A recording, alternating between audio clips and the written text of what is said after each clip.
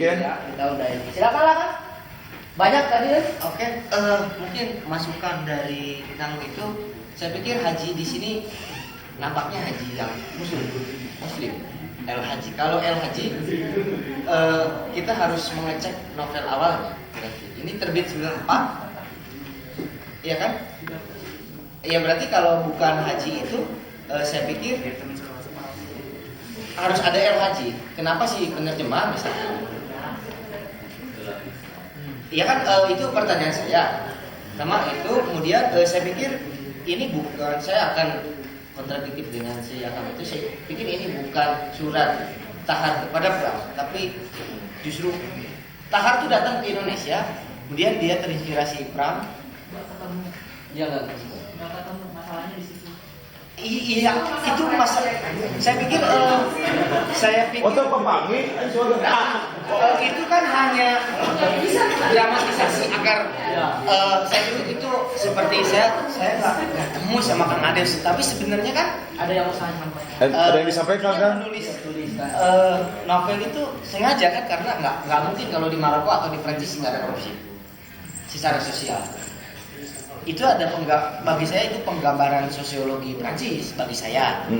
Itu kemudian itu kan hanya teknik dramatisir bahwa Tahar sangat terpikat. Misalkan gini, Tahar bisa jadi melihat kenapa Indonesia yang negaranya muslimnya terbesar juga korupsi sama. Ya. Ketika Pram menulis korupsi, itu kan hanya teknik.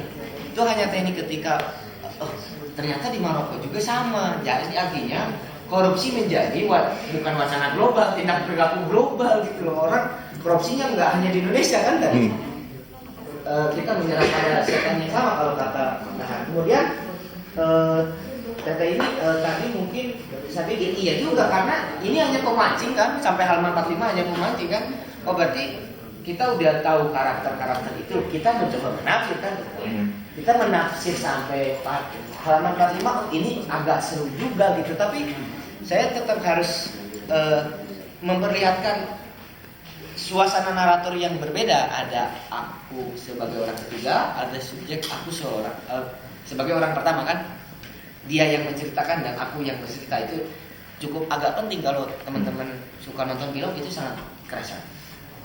Sama aja kalau kata saya film dokumenter, kemudian novel, cara bertuturnya sama ada. Nah itu kemudian yang penting, kemudian ya itu harusnya dibaca semua. Makanya saya nggak bisa nyimpulan yang saya baca pada sampai halaman 45 udah segitu banyak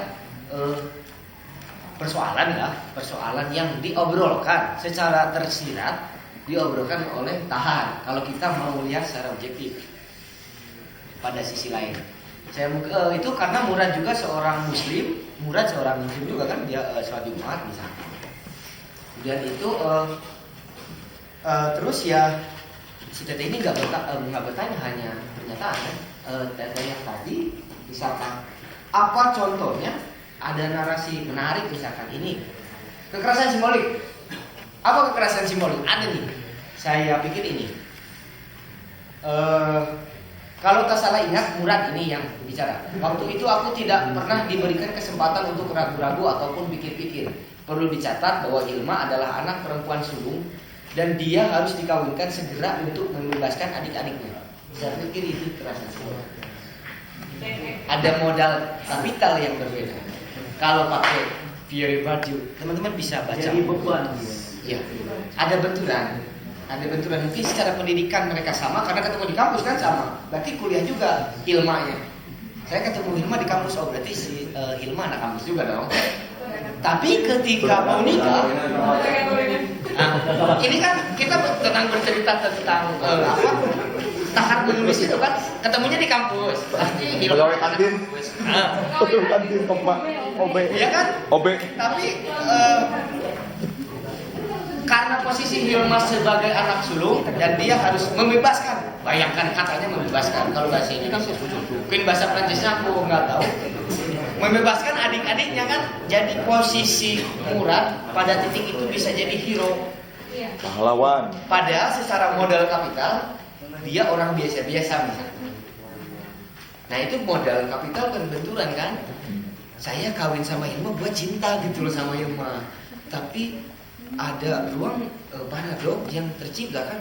Hilma anak pertama tapi dia harus bebaskan adik-adiknya dong. Berarti saya harus mencari materi modal kapital lebih banyak. Nah itu kan awal psikologi Murad konflik kan dengan dirinya, kemudian ruang sosialnya di kantor. Itu kan benturan modal kapital, itu kekerasan simbolik. Simbolik itu kan simbol, nggak kerasa dia membebaskan adik-adiknya. Iya, adiknya adalah simbol ekonomi gitu loh, secara tidak langsung kan. Membebaskan adik-adiknya simbol ekonomi bagi saya. Iya kan? Harus menyekolahkan, harus banyak hal. Jadi beban ya. Nah, itu kekerasan simbolik yang satu contohnya bagi saya. Bacaan tadi Pilihan novel yang seperti ini. Apa? Novel tentang korupsi. Korupsi Iya, orang-orang proyek itu aman. sama Tohari. Oh ya, perempuan. Pikir, kalau baca Supernova banyak banget narator yang. Harus perempuan lah itu. Kalau Supernova cukup menarik juga. Bukan tentang korupsi cuma. Nggak ada perempuan yang menulis. Nggak tahu, saya belum baca kayaknya tema korupsi. Tapi bisa jadi judulnya apa, temanya tentang korupsi. Tapi kalau mau baca Nawal El Sadawi itu lebih ke Kekuasaan. gender. Tapi ada isu-isu kayak Korupsi. Tidak dominannya secara sosial Iya. tidak bukan kayak gitu. Boleh baca perempuan di titik nol, itu menarik. Udah baca Perempuan belum? di titik. titik apa? Iya, bukan korupsi. Nawal Iya. itu tidak bicara sosial. Sosial sebagai latar belakang. Dia adalah psikiater. Meletakkan manusia pada tema sentral. Jangan lupa dia psikiater, istri diplomat. Jadi kalaupun dia bicara kehidupan sosial sebagai latar belakang individual. Iya, mirip seperti novel korupsi ini. Tapi saya nggak tahu pekerjaan Tahir. Nah, apalagi yang di titik nol itu nampak sekali antara kenyataan dengan halusinasi di situ bau. Iya, tapi hari ini kita bicara korupsi. Yang boleh kita bagi kan, yang agak bicara dari sub-angle-nya perempuan tadi, perempuan di titik nol. Bagi kita ya. Perempuan di titik nol, terus Tuan titik. Saya lupa lagi. apa tadi yang tadi? Nawal. Nawal El Sadawi. Ada lagi. Lupa lagi saya. Bisa dibagi di Facebook lah ya. Ya. Bisa dibagi di Facebook jadi kita bisa search. Saya kira yang memang penting lah. Jadi bahan bacaan. maksudnya gini loh. Kenapa harus berkhutbah? Tadi si Tanda ini benar sih ngomong, saya nggak terlalu suka orang menulis yang tiba-tiba ngomongin moral, tapi langsung pak moral kan nggak enak banget kan kita bacanya. Nah saya pikir itu. Tapi ini kan kita baru halaman 45, tapi nanti bisa di halaman-halaman sebelumnya coba lihat. Ini pada sisi humanisme korupsi atau tema global korupsi kita melihat novel ini. Tapi setidaknya sampai halaman 45 juga banyak kan bahan yang harus kita pikirkan mas untuk mencermati novel ini. Maksud saya di diskusi ini kita hanya perlu cara baca gitu loh. Oh cara bacanya ada narator ini agar nggak kejebak gitu, kejebak seperti dikatakan si Teme bahwa kita harus jadi Murad atau istri Murad yang konsumtif misalkan, bukan itu. Tapi ini kan hanya pola perilaku yang diperlihatkan maksud saya dengan teknik bercerita memakai subjek orang pertama dan orang ketiga. Itu kan seperti hanya oh cara bacanya seperti ini, kemudian konfliknya oh banyak banget. Sebenarnya konflik simbolis juga itu konflik simbolis kan. Tiba-tiba kawin harus bebasin kan itu konflik kapital banget. Bagi saya itu konflik ekonomi kan. Ruang kapital mungkin kalau nanti kita bisa cari lah. Saya belum nemu kecuali mirip yang seperti ini di karakternya perempuan tapi bukan perempuan, friend. Guys, kan karena waktu. Jadi saya kira saya juga akan add Facebook Kang apa? Mungkin. Ya, dan kita akan bicara banyak hal. Ya, di sana aktif banget. bisa. Dan mudah-mudahan di-share lah.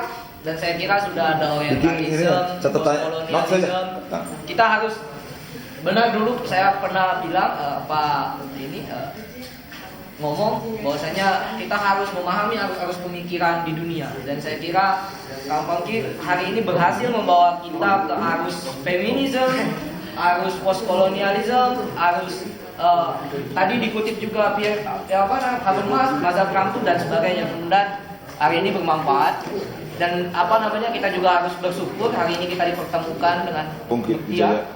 Wijaya, dan kita teman-teman semua masih bisa bersyukur, dan saya kira mudah-mudahan ini nanti bisa dibagi di kita pulang kampung dan membagi semua ini kepada teman-teman kita yang boleh nggak sekali aja. Ini kan semantik mungkin minggu depan belum tentu ada. Oke. Di last statement saya hanya ingin bertanya dan mungkin Mending sedih gitu ya? Iya kenapa di? Muram. Iya. Saya kira semua orang juga dalam benaknya punya pikiran yang sama. Sebenarnya sikap pemantik sendiri bagaimana terhadap kausa dari korupsi? Apakah perempuan adalah satu-satunya kausa dari korupsi? Apa ada hal yang lebih mendominasi lagi? Sikap penulis aja, sikap pemantik. Saya pikir di mindset dan modal budaya. Sikap saya korupsi tercipta dari benturan modal sosial dan modal budaya, kemudian mindset. Modal budaya.